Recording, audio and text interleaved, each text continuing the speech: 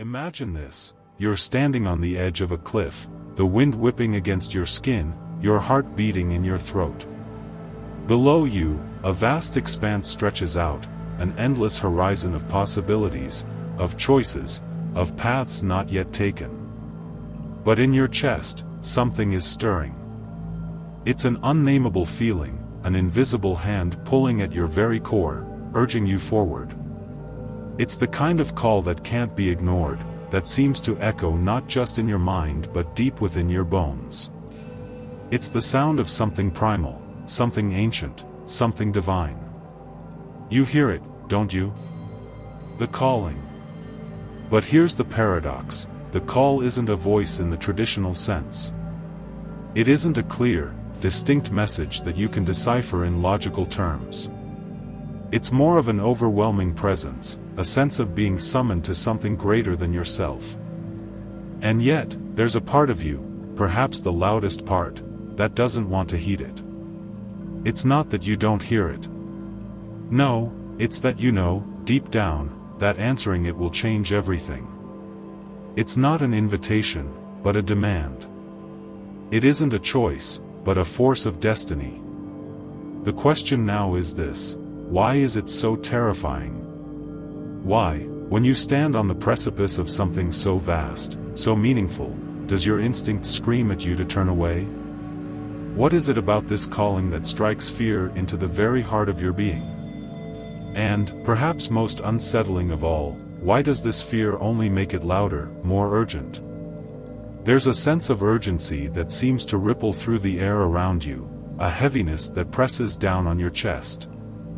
It's as if the world itself is holding its breath, waiting for you to make a decision. But what happens if you don't answer? What happens if you turn away from this beckoning that calls not only to your mind, but to the deepest parts of your soul? You could walk away. It's easy, almost comforting. You know the world will continue to spin, life will go on. You can drown out the call, tell yourself it's just a passing whim, a momentary lapse in judgment. You could convince yourself that this feeling is nothing more than a fleeting fancy. After all, there are distractions everywhere. The world is full of noise, and that noise is comforting. It's familiar. But as you stand there, with the wind howling and the vast unknown stretching endlessly before you, something becomes clear. The call isn't something you can easily ignore. It's a question that will follow you, haunting your every step. What would it be like to answer? There's a haunting, almost suffocating weight to the question. It's one thing to ignore the call for a moment, to push it aside as an inconvenience, but what happens when that call becomes a part of you? What happens when it takes root in your soul and starts to shape the very fabric of your reality? Can you ever truly forget it once you've heard it?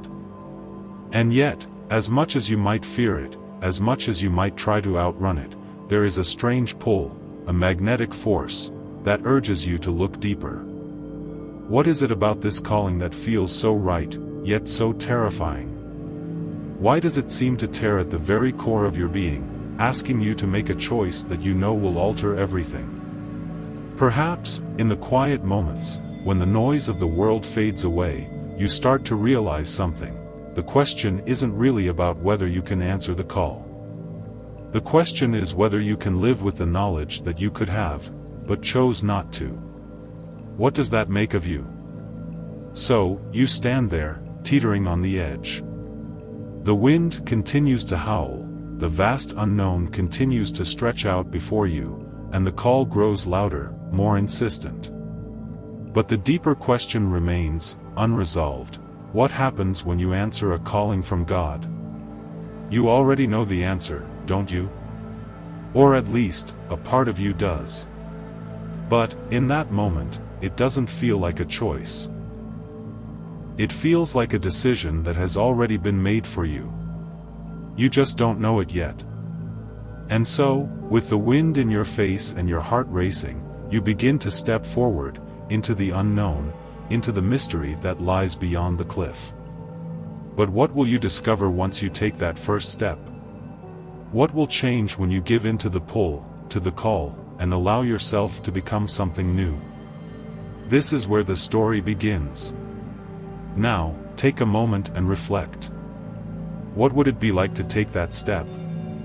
What could you become if you allowed yourself to hear the call and follow it wherever it leads? Let's find out, together. There's a strange thing about being human. We crave answers, but we're terrified of what those answers might demand of us. This desire for certainty, for understanding, often masks a deeper fear, a fear of truly knowing ourselves. The calling you hear, the one that grips at your heart with a mix of urgency and dread, is not simply a divine whisper, it's the echo of an ancient question that has followed humanity since the dawn of time. Who are you really? When you answer this question, truly answer it, you come face to face with the ultimate paradox. You realize that the world you inhabit, the world you've built with your thoughts, your actions, your beliefs, is not the same world you've always perceived. It is a reflection of your mind, a projection of your ego, a carefully curated facade that shields you from the chaotic forces that swirl beneath the surface. To step into the calling is to confront that illusion, to strip away everything you thought you knew, to confront a reality that exists beyond your personal story. But the terrifying part? That's not even the hardest part. The hardest part is realizing that this call, this moment of destiny, is not something separate from you. It is, in fact, a part of your essence. You cannot escape it because it's woven into the very fabric of who you are. So, why don't we answer it right away? Why is there such a resistance to this fundamental truth? The answer lies in something far more insidious than mere ignorance. It lies in the way our minds have been conditioned by society, culture, and even our own upbringing to fear the unknown. We've been taught that comfort is the goal, that stability is the prize. We are told that certainty is the path to peace. And yet, when the divine calling comes, it shatters all these illusions, demanding that we step into the chaos, into the uncertainty, and trust that something greater than ourselves will guide us. This, at its core, is a deeply psychological problem. Human beings, by nature, are not inclined to embrace chaos. Our brains are wired for safety, for survival. We seek patterns, comfort, and predictability. Evolution has hardwired us to stay within familiar boundaries, to avoid danger, to cling to the status quo because that's what keeps us alive. But here's the catch: the call from the divine is not about survival. It's about transcendence. And transcendence requires us to leave behind the very patterns that keep us grounded in our day-to-day existence. This is where things get complicated. The human mind, for all its brilliance, is not designed to be entirely free. The sense of self, the ego, is a construct, an adaptive mechanism that helps us navigate the world, but one that also confines us. The ego is what keeps you tethered to the small, manageable version of yourself, the one that feels safe and predictable. And when you hear the call, when something greater than your ego beckons, your entire sense of identity is called into question. This creates a fundamental problem. Answering the call requires the death of the self you've known. It requires you to abandon the mask, the identity, the roles you've played in the drama of your life. And this is where the real terror lies. Philosophers and psychologists have long grappled with this tension between the ego and the soul. Carl Jung, for example, spoke of the process of individuation, the journey of becoming one's true self, which involves confronting the ego and embracing the unconscious. Jung understood that the ego, as much as it protects us, also limits us. The call from God, then, is the call to shed the ego, to transcend the small self and embrace something far larger, something unknowable. But shedding the ego is not something the mind, or the society that shaped it, is willing to do easily. It's terrifying, in fact, because it asks you to give up the very thing you've relied on for security. What happens when you no longer know who you are? What happens when the identity that you've spent years building falls away? What remains? This question is the heart of the paradox that the call presents. It is not just a question of following divine will or answering a higher calling. It is a question of whether or not you are willing to destroy the identity you've known in order to become something greater.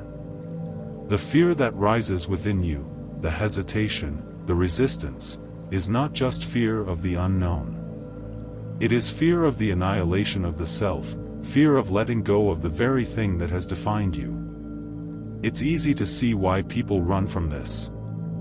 After all, who wants to let go of their identity, their sense of self-worth, their place in the world? Who wants to step into the void, to risk everything for something they cannot even begin to understand? Yet, this is the crux of the matter, the very thing that stands between you and the fulfillment of your destiny. The world, too, perpetuates this fear. Society is built on the preservation of the self, the maintenance of roles, of expectations, of structures that keep things stable and predictable. The notion of stepping outside of these boundaries, of answering a call that might lead you into something completely unknown, feels not just risky, but almost immoral. It challenges the status quo, it challenges the rules that govern your life, your family, your work, your community. In the context of religion and spirituality, this call is often framed as the pursuit of one's true purpose or calling from God. But there's a deeper layer to this.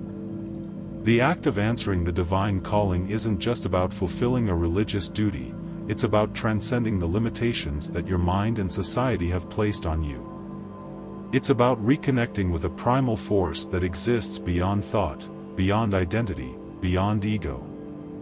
And this is where the true depth of the problem reveals itself. For in answering the call, you are not just becoming someone new. You are also becoming nothing at all. The divine calling strips away the illusion of the self, forcing you to confront a terrifying emptiness. But it's within this emptiness, this vast unknown, that something extraordinary happens. You begin to realize that in shedding the old self, you are no longer limited by the constraints of identity. You are free. But that freedom comes at a cost that very few are willing to pay. As you stand at the precipice, listening to the call, you may begin to understand something profound. Answering the call from God is not about becoming someone else. It's about unbecoming everything you thought you were. It's a stripping away of illusion, a confronting of the deepest fears that shape your existence. And it is in this confrontation with your own fragility, your own uncertainty, that you may find the greatest power of all. Now, think for a moment, what does it mean to answer such a call? What is the cost of transformation? What lies on the other side of this terrifying leap? As you wrestle with these questions, one thing becomes clear: you can't answer the call from God without first answering the call to yourself. At this point, you may think that the hardest part has already passed, the moment you first heard the call, the instant your heart raced with fear and anticipation, the moment you felt the weight of the decision. But the true gravity of the calling only reveals itself after you've made the leap, after you've crossed the threshold and entered the unknown. Because here's the unsettling truth: the consequences of answering the call are often not what you expect. When you step away from everything you've known, when you begin to answer the divine beckoning, you step into a realm that is not governed by the rules you've lived by. The world you once understood is suddenly transformed, fractured into a new dimension where things are no longer as they seem. Every belief you held about who you are, what you want, and what the world is supposed to be, begins to dissolve. The real consequences of answering the call are subtle, insidious, and often invisible at first. They don't hit you like a sudden storm, but rather seep into your life like a slow, creeping fog. You begin to notice small shifts in the way people treat you, the way you respond to others, and, most significantly, the way you see yourself. Have you ever experienced the sensation of waking up and realizing that everything you once took for granted no longer holds true?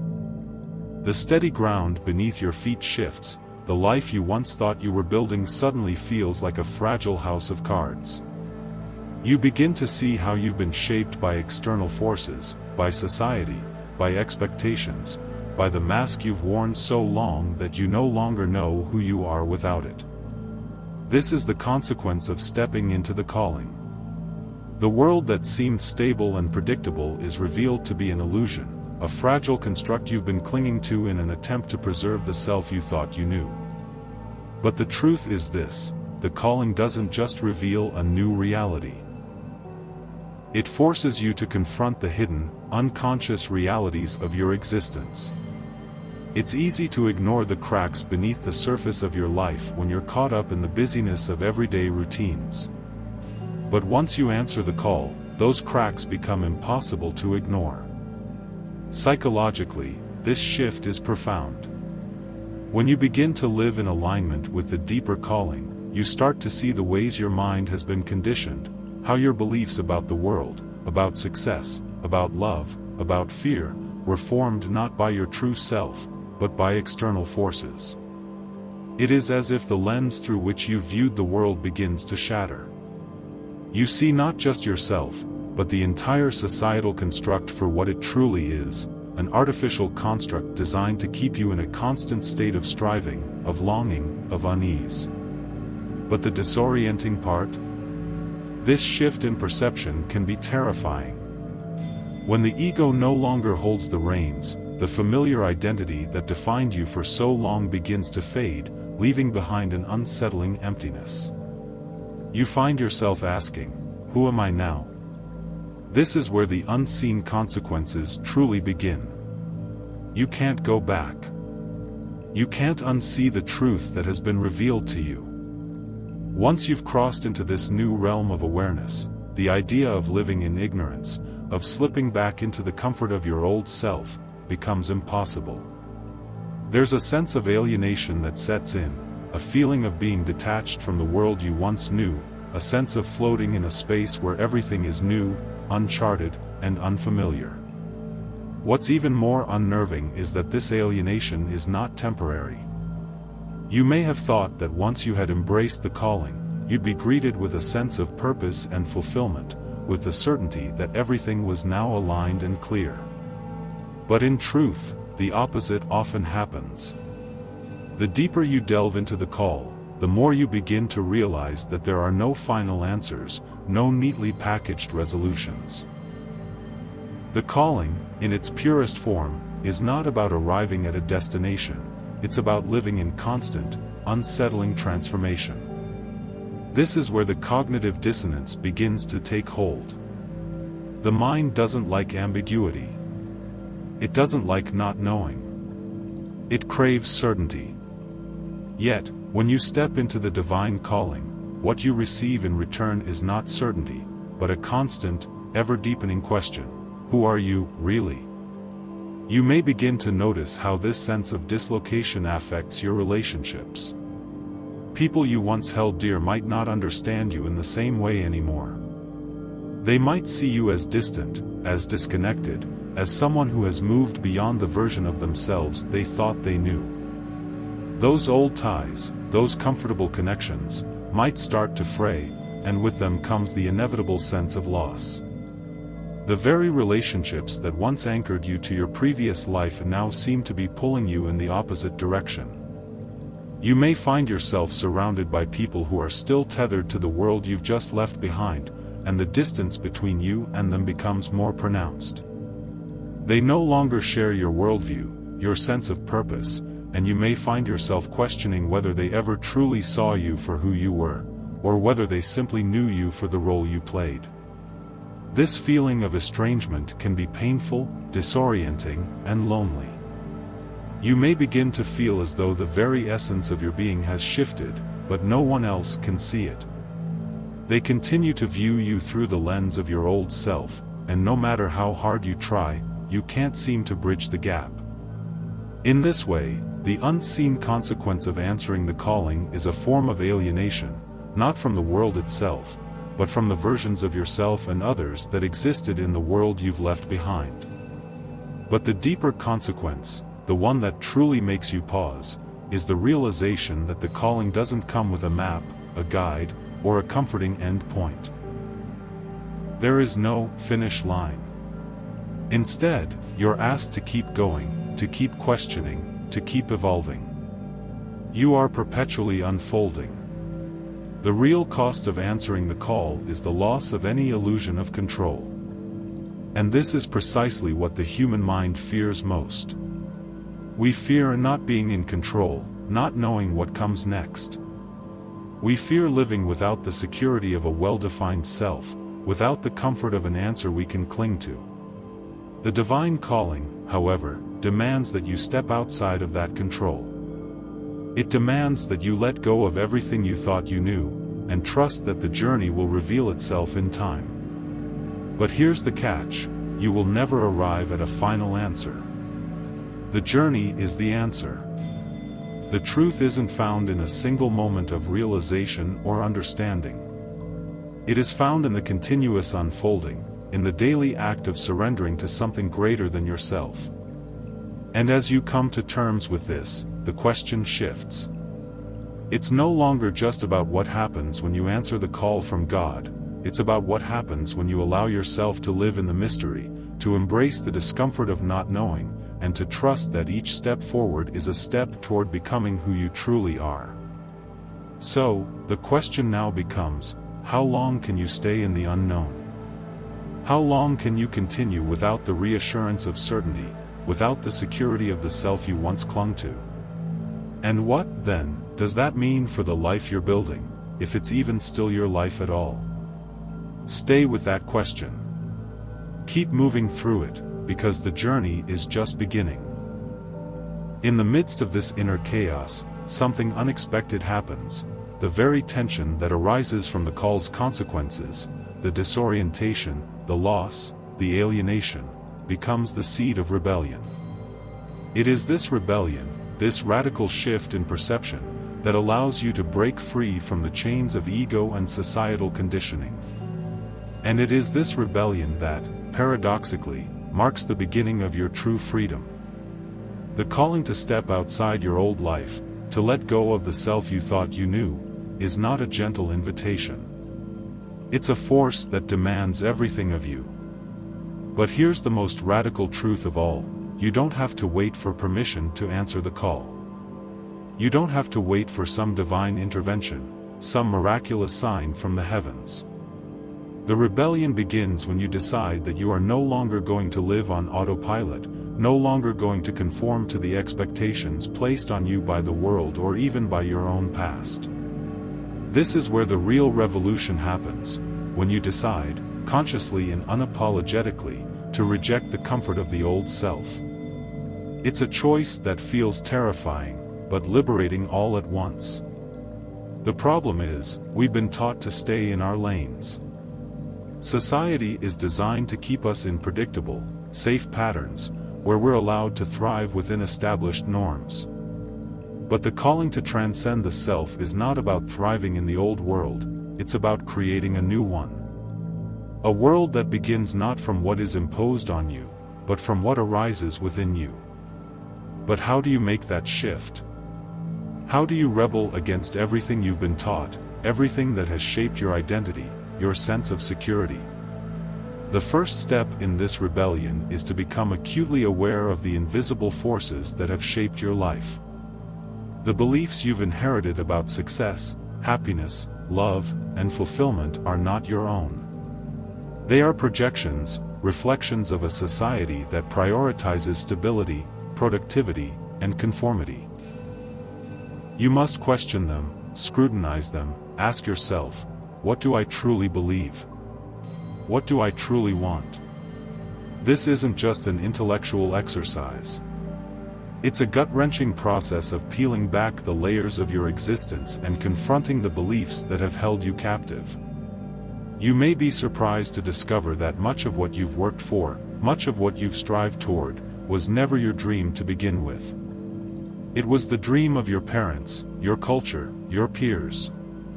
Now, for the first time, you're faced with a terrifying question: who am I without all of this? The mind will resist this question. It will push you back into the comfortable illusion of who you think you are. But the rebellion begins when you refuse to be confined by that mind, when you step outside the box it has created for you and say, I am more than this. One of the most liberating shifts in this rebellion is realizing that the pressure to figure it all out is a lie. The call to answer your true purpose is not about finding some final destination where everything is neatly aligned and understood. It's about daring to walk without a map, to step into the unknown with the faith that each step you take will bring you closer to who you were always meant to be. It is, in essence, a surrender not to the whims of others, but to your deeper self. This is the paradox that lies at the heart of the rebellion. You must surrender in order to become free. You must let go of your need to control, to plan, to define every aspect of your life. And in doing so, you begin to find an incredible power. This power doesn't come from certainty, but from embracing uncertainty with open arms. It comes from understanding that, in the midst of all the confusion, you are still moving forward, still being shaped by forces that are far greater than you can comprehend. In this rebellion, you begin to realize that the self you thought you had to protect, the fragile identity that has been crafted through years of conditioning, is actually a prison. And when you rebel against it, when you shatter that prison, you step into something entirely different, a sense of being at peace with the unknown. But here's where things get radical. The shift doesn't just affect you, it reverberates out into the world around you. As you let go of the false identities, the roles you've played, and the stories you've told yourself about who you are, you become a beacon for others to do the same. In rejecting the old ways of living, you begin to dismantle the systems of control and limitation that have kept the world in a state of unconscious compliance. You stop being just a player in a game you didn't design, you become the creator of a new way of being. Look back at the great revolutionaries, the thinkers, the spiritual leaders, the artists, the pioneers. They all followed a similar path, one that led them away from the comforts of conventionality and into the realms of uncharted territory. They rebelled against the societal structures that sought to define them, and in doing so, they sparked movements that reshaped the world. But the rebellion is not just an outward one. It is an inner revolution. To truly answer the call, you must reject the very idea that the self is something fixed, something finite. The truth is far more fluid. The self is an ongoing creation, a living, breathing process that changes with every decision, every thought, every experience. When you embrace this fluidity, when you understand that the act of becoming is never-ending, you begin to feel truly alive. The moment you release the need for certainty, the moment you stop clinging to an identity that is rooted in the past, you become free to be anyone. To be everyone. And in that freedom, there is a power that nothing can take away from you.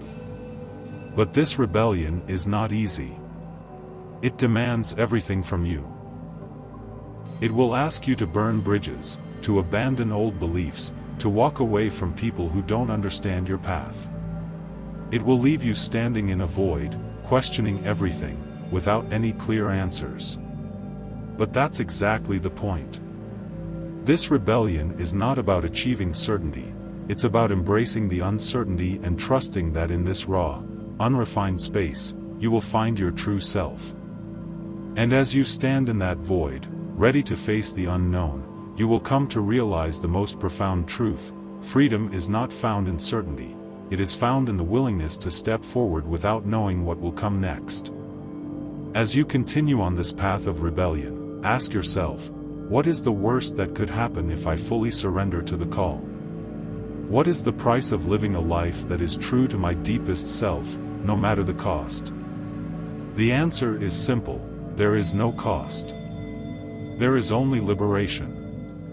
And now, the final question remains. What is the truth that lies on the other side of this rebellion?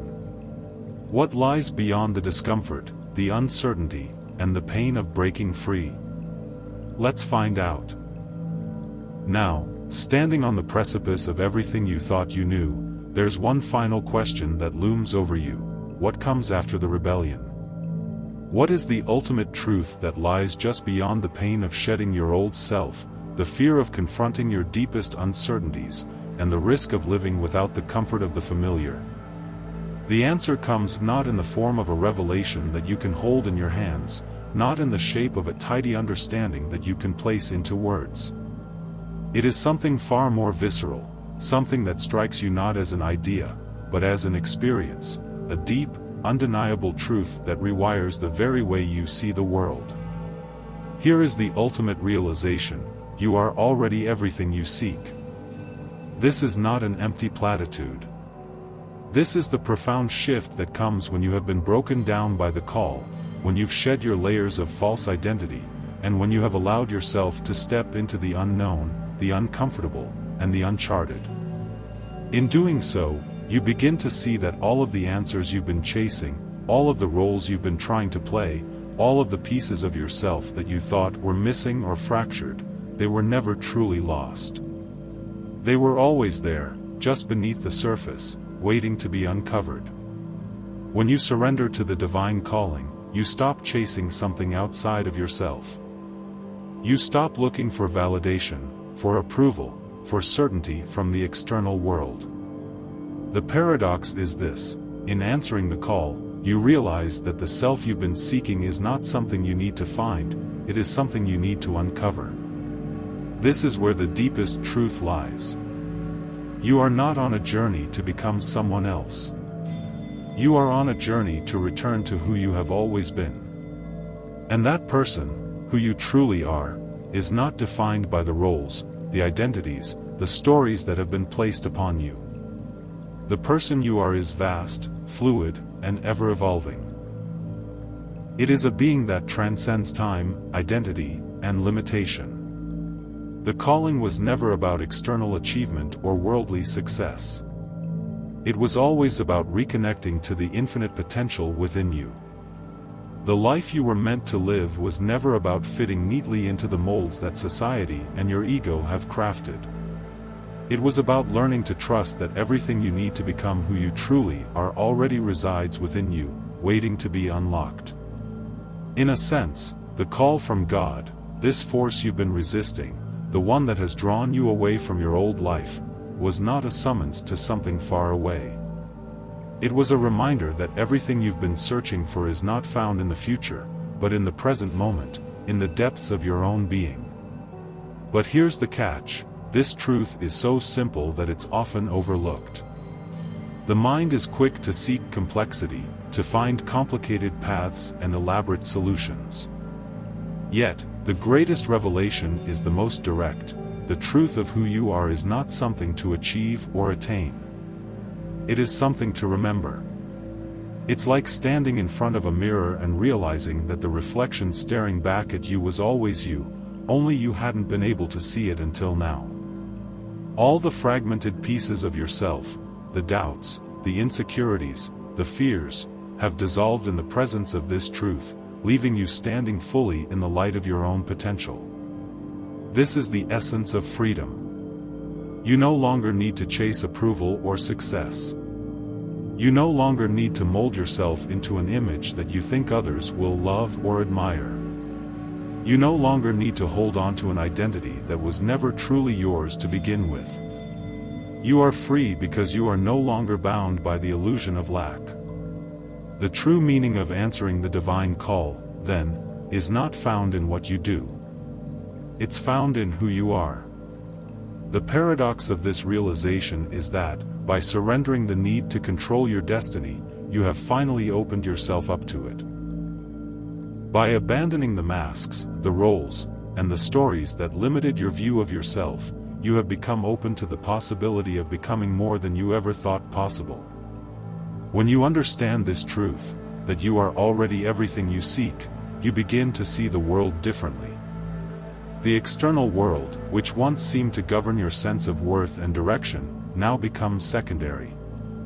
You no longer need the world to define you. You no longer need to seek validation, to chase success, to prove your worth. Instead, you begin to live in alignment with your deepest truth, the truth that transcends the superficialities of the material world. This is where the radical shift in consciousness happens. You stop living for the future, for the promise of what could be, and you start living for the present moment, fully aware that everything you need is already here. You understand that, as you live in accordance with this truth, the universe itself bends to meet you halfway. It's not that the path becomes easier, rather, the struggle diminishes. You no longer feel like you are fighting against the current of life. Instead, you begin to flow with it, effortlessly. This realization is liberating because it allows you to embrace life as it is, without fear, without resistance. It frees you from the constant need for control, the constant pressure to become someone you're not. It allows you to breathe, to live, to be, in a way that is full of peace and possibility. You may wonder, how can this be? How can I already be everything I seek? The answer is simple yet profound. You are a part of something greater than yourself, a force of creation, a thread woven into the very fabric of existence. This truth has always been within you. The call you heard, the one that pushed you to challenge everything you knew, was simply the nudge to help you remember. In the end, answering the divine calling is not about creating a new version of yourself. It's about shedding the old versions, the false selves, and revealing the truth of who you have always been. It is about realizing that the divine, that which you seek outside yourself, is not external, it is within you. It is the spark of creation that flows through your veins, the force that pushes you toward your true potential. And as you stand here now, looking into the vastness of your own being, there is only one question left to ask. Will you trust this truth? Will you allow yourself to be who you truly are, without fear, without reservation, without hesitation? The choice is yours. But know this, when you embrace the truth of who you are no longer just answering a calling. You are becoming the embodiment of that call, and in doing so, you become the living answer to the greatest question of all. So, what happens when you answer the call from God? You discover that you've never been separate from the divine in the first place. You are it. You always have been. And with that, you are free.